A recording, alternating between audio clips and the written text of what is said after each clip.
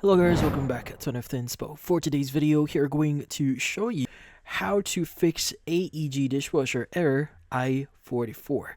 So if you're interested, let's get started.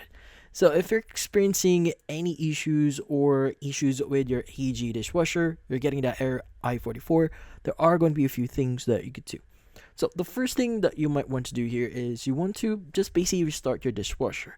So what you need to do is you want to plug the appliance, or in this case, unplug your appliance and wait for a few minutes. Now, if you can access the actual plug, you may want to turn off the breaker from it or the breaker for it and just wait for a few minutes and turn it on and start it up and see if that actually solves your issue.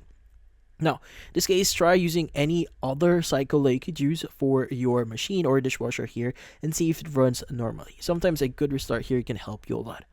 Next thing that you want to do here is you want to check the filter.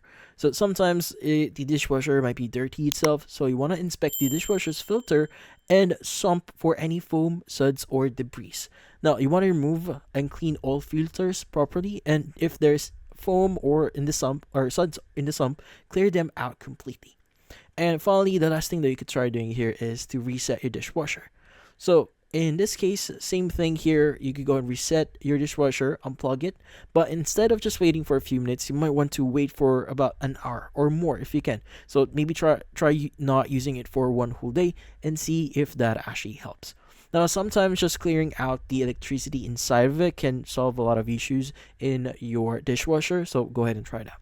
But if none of this actually work, most likely it's a deeper problem with your dishwasher. So it's best to contact AEG to get this off. But in this case, that's about it. What's up? You like and subscribe to NF Inspo. Thank you for watching.